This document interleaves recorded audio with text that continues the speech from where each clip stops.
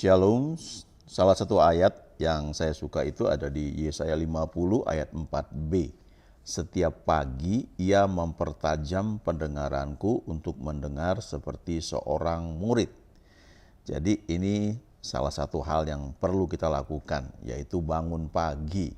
Bangun pagi lalu membangun persekutuan dengan Tuhan, bisa main musik, menyembah Tuhan, pakai gitar, pakai keyboard, atau berbahasa roh, atau berdoa, ya, merenung firman Tuhan, baca firman.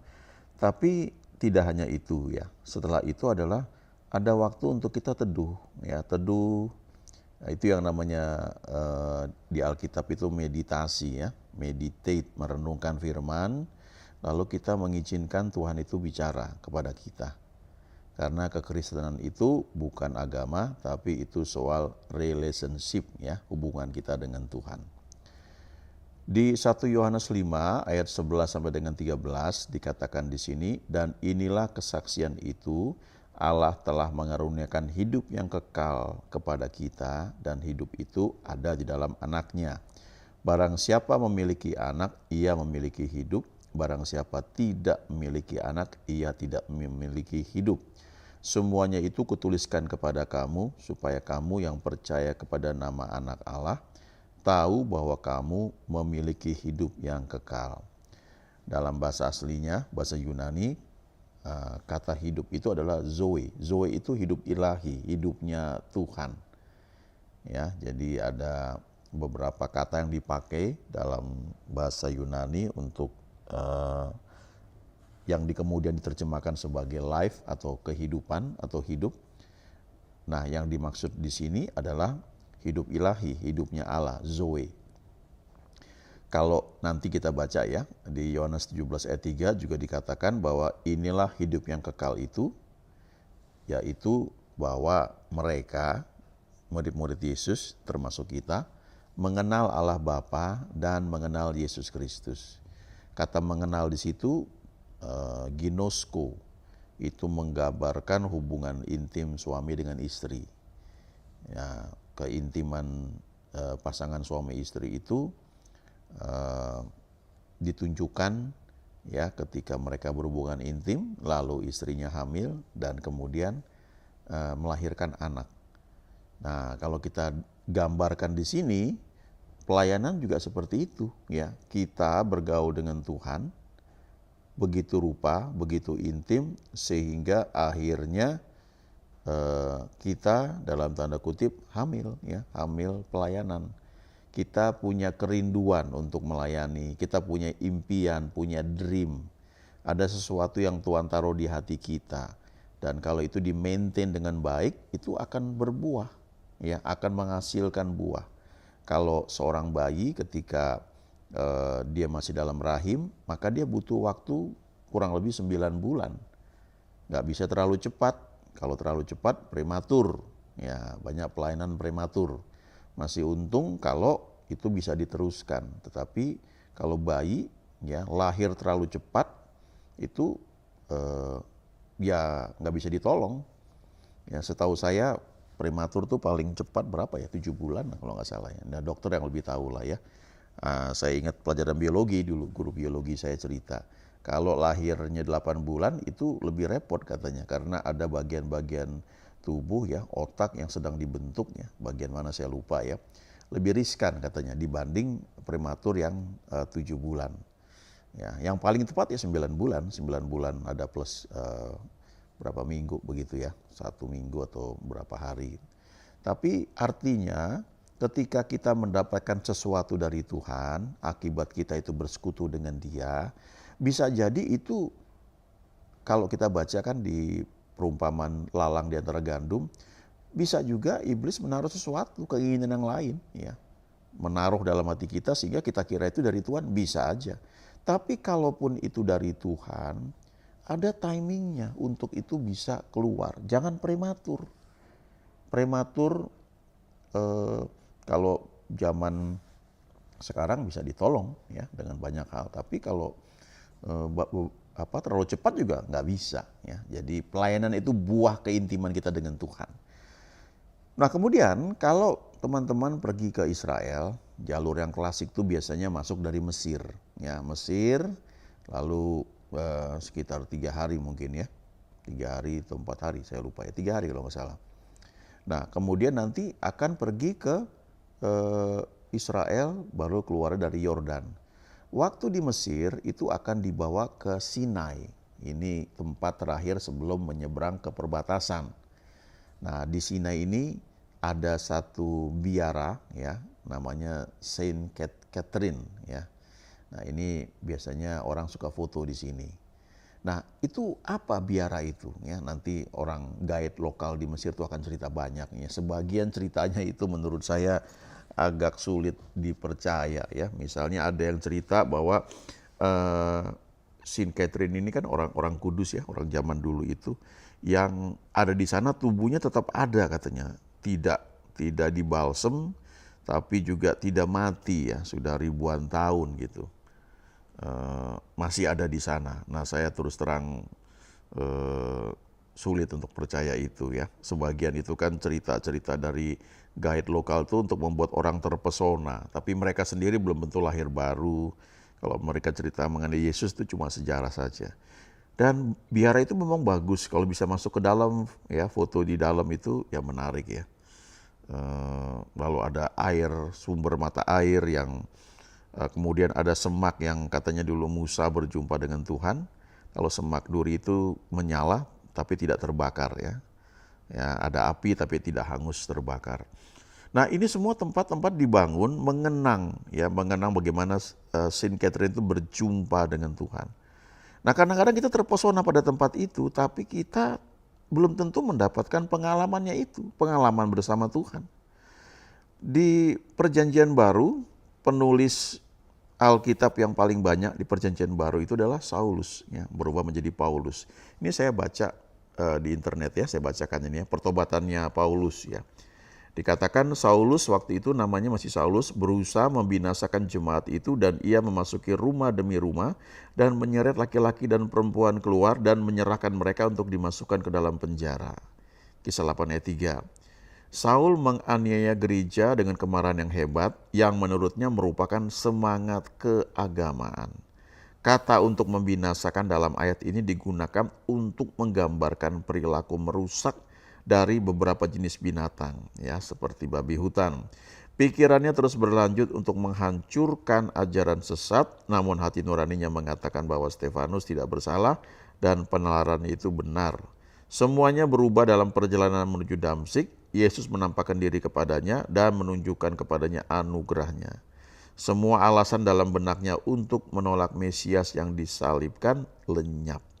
Seperti yang dia katakan, kepada penglihatan yang dari surga itu tidak pernah aku tidak taat. Kenapa Saulus bisa berubah dalam sekejap? Karena dia berjumpa dengan Tuhan. Dia memiliki pengalaman berjumpa dengan Yesus. Gak ada yang nginjili dia, tapi perjumpaan dengan Yesus itu mengubah dia.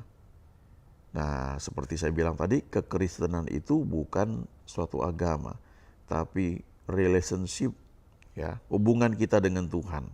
Kita masing-masing perlu mengenal Dia secara pribadi, perlu ginosko, mengenal dalam keintiman, sehingga itu mengubah kita. Itu mengubah konsep berpikir kita, paradigma kita, dan banyak hal yang mungkin tanpa sadar itu menjadi benteng dalam pikiran kita. Di Kisah 9 ayat 3 ini bisa baca lebih detail ya, nanti ayat 4, ayat 5 baca sendiri ya. Di ayat 3 dikatakan dalam perjalanannya ke Damsyik, ketika Saulus sudah dekat kota itu, tiba-tiba cahaya memancar dari langit mengelilingi dia. Nanti kalau baca lebih lanjut, ia rebah ke tanah dan dia dengar satu suara yang berkata, Saulus, Saulus, mengapa engkau menganiaya aku? Lalu dia takut, dia bertanya, siapakah engkau Tuhan? Dan suara itu berkata, akulah Yesus yang kau aniaya itu. Yang dianiaya adalah murid-murid Yesus, pengikut Yesus. Tetapi Yesus berkata, akulah yang kau aniaya itu. Karena kita ini sebagai jemaat Tuhan, tubuh Kristus. Ya. Jadi kita perlu menyadari bahwa ketika ada orang menganiaya ya, jemaat Tuhan, maka itu berarti menganiaya Yesus. Dan ya puji Tuhan untuk Saulus, Tuhan spesial menampakkan diri sehingga dia berubah. Nah, kalau Tuhan gak menampakkan diri seperti ini, wah mungkin sulit sekali dia bisa berubah. Karena orang kalau sudah punya satu konsep, paradigma, pemikiran yang kuat itu tidak mudah ya untuk berubah. Ada 4 tipe temperamen dasar. Kalau orang melankolik itu cenderung mempelajari ya sampai mungkin dia bisa berubah. Dia perlu data-data lengkap ya. Kalau orang sanguin itu ya happy-happy ya, dia senang kalau ketika ada sesuatu yang menyenangkan, cocok, banyak orang dan dia bisa berubah karena banyak orang. Kalau orang kolerik seperti Paulus itu tidak mudah berubah karena dia kolerik. Dia punya prinsip ya, I do it my way ya, my own way. Seperti lagu Frank Sinatra dulu ya. I did it my way. Ya, itu merubahnya susah ya. Kecuali ada pengalaman bersama Tuhan, berjumpa dengan Tuhan. Ada satu lagi orang flekmatik. Nah, ini orang tipe yang seperti people pleasers ya, menyenangkan banyak orang. Dia nggak mau buat masalah ya. Pokoknya apa kata orang dia ikut aja. Tapi kalau dia sudah punya sasaran, punya goal, maka itu lebih sulit ngubahnya. Ya, saya ketemu dengan orang-orang yang flekmatik, kelihatannya oke semua, nggak mau ribut ya. Apalagi kalau ketemu orang kalorik, maka orang flekmatik ini menjadi sasaran empuk ya. Cocok lah, dia nggak pernah ribut ya. Tapi kalau dia sudah punya satu goal, sasaran, itu seperti kerupuk yang sudah kena angin, kalau digigit nggak bisa langsung hancur, nggak bisa, tetap kuat. Nah, pengalaman berjumpa dengan Tuhan itu mengubah seseorang. Nah, kemudian kalau kita baca lebih lanjut, Saulus itu kan buta ya. 3 hari 3 malam dia akhirnya puasa, entah terpaksa atau memang dia merasa harus puasa. Dia nggak makan, nggak minum. Lalu di tempat lain ada murid Tuhan namanya Ananias. Nah, ini karena pergaulan dengan Tuhan, Ananias mendapat penglihatan. Tuhan Yesus berkata, Ananias, pergilah ke satu tempat, cari di situ satu orang namanya Saulus. Dia sedang berdoa dan dalam doanya dia melihat bahwa ada orang datang menumpangkan tangan ke atasnya. Ya. Kalau Ananias masih pakai logiknya, Tuhan ini orang punya surat kuasa untuk menganiaya jemaatmu. Ya, ini bukan orang sembarangan, ini bahaya, gak salah ini perintahnya. Tetapi Tuhan berkata, pergilah, orang ini adalah alat pilihanku. Ini contoh bagaimana hubungan pribadi dengan Tuhan, Ananias dengan Tuhan begitu kuat. Sehingga dia bisa berjalan mengikuti tuntunan Tuhan, walaupun itu melawan logikanya. Secara logika ya gak akan mungkin dia berani ya. Ketemu Saulus, ini orang mengizinkan, setuju dengan Stefanus dibunuh. Stefanus itu luar biasa, apalagi saya ya, kira-kira begitu ya. Kalau Stefanus saja bisa dibunuh, wah saya kesana bahaya banget nih ya. Tetapi karena dia punya hubungan dengan Tuhan begitu rupa, dia tahu ini tuntunan Tuhan dan dia lakukan. Ini pelajaran penting ya, kalau kita mau bertumbuh lebih jauh lagi. Bangunlah hubungan dengan Tuhan begitu rupa. Tuhan gak akan mungkin kasih hal yang sulit ya. Step by step ya, ketika kita nurut, kita makin peka. Sampai bisa jadi pada satu titik tertentu kita mulai mengalami hal-hal yang Tuhan suruh nampaknya itu mustahil, gak mungkin. Tapi kita tahu ini suara dia, kita mau nurut. Dan waktu kita lakukan, mujizat terjadi. Itu kehidupan Kristen. Akhirnya Ananias ini pergi dan dia datang ketemu Saulus dan dia berkata, Saulus saudaraku. Ya, langsung disebut saudaraku ya. Tuhan Yesus yang telah menampakkan diri kepadamu telah mengutus aku untuk datang mendoakan kamu supaya kamu bisa melihat kembali dan penuh dengan Roh Kudus. Dan saat itu juga dikatakan seperti selaput lepas dari mata Saulus sehingga dia bisa melihat lagi. Lalu dia makan, minum, ya dia memberi diri dia untuk dibaptis. Lalu dia berubah. Nah bayangkanlah kerangka berpikir yang sebelumnya sudah ada mungkin sekian puluh tahun ya. Karena Paulus ini kan dari kecil ya dididik dalam kalangan orang Farisi. Hanya perjumpaan dengan Yesus itu mengubah total kehidupannya. Langsung berubah. Semua konsep yang dia punya sebelumnya, tiba-tiba berubah.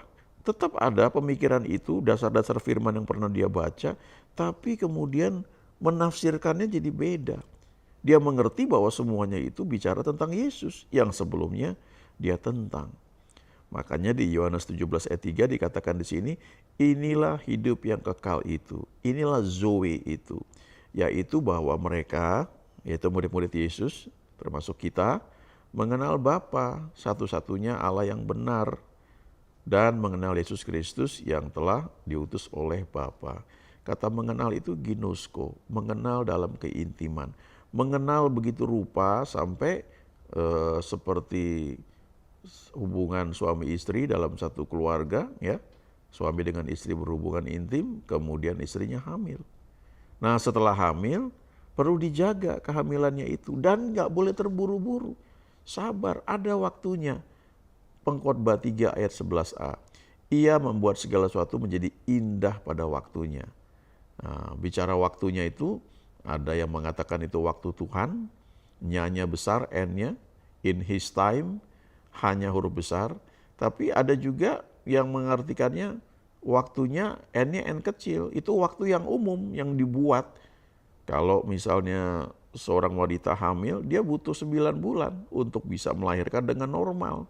Nggak boleh terlalu cepat, ya, atau terlalu lambat. Ya, kalau terlalu lambat tuh mungkin nanti diusahakan dipakai sesar atau dipompa dan sebagainya. Tetapi kalau terlalu cepat, itu bisa keguguran. Nah, banyak hal yang kita kira dari Tuhan, ternyata itu sebenarnya cuma ide baik. Yang ketika kita lakukan, karena kita nggak cukup bergaul dengan Tuhan, maka itu kemudian hilang, ya, nggak berbekas, ya. Tapi ada juga yang memang dari Tuhan, tapi karena terlalu cepat untuk diwujudkan, karena satu dan lain hal, ada yang karena sudah nggak sabar, ya, seperti Musa, ada yang merasa, oh saya bisa kok, ya. Musa seperti itu. Waktu dia punya power, punya kuasa, tinggal di Mesir 40 tahun dididik dengan segala hikmat Mesir, dia menjadi orang hebat, dia menjadi seorang jenderal di Mesir, dia tanpa sadar, dia merasa dia bisa, dia tahu ada panggilan dari Tuhan. Lalu dia bertindak menolong satu orang Israel yang dianiaya orang Mesir, dia bunuh orang Mesir itu, tapi akibatnya kemudian dia mesti melarikan diri, dan 40 tahun dia diasingkan di padang gurun. Sampai hilang rasa percaya dirinya.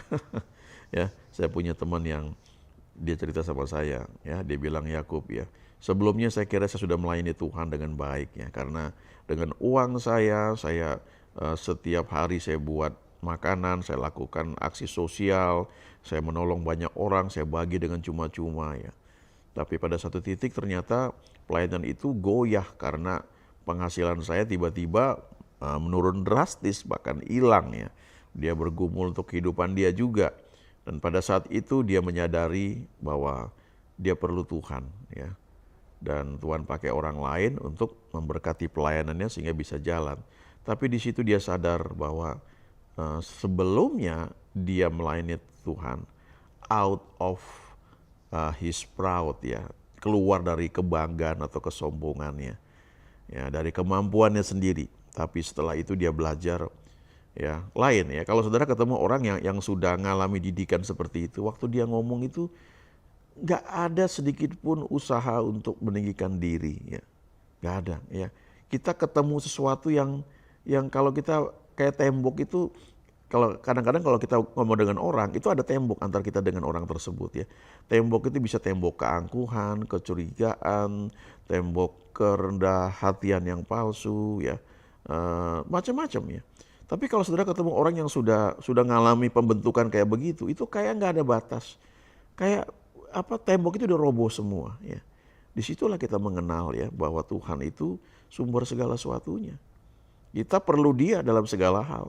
Benih iman dari Dia, untuk bertumbuh perlu ketekunan dari Dia juga, perlu penghiburan dari Dia juga. Yang diperlukan dari kita cuma satu, mau itu aja dan lakukan apa yang Dia perintahkan. Semua yang dijanjikan akan terjadi. Amin.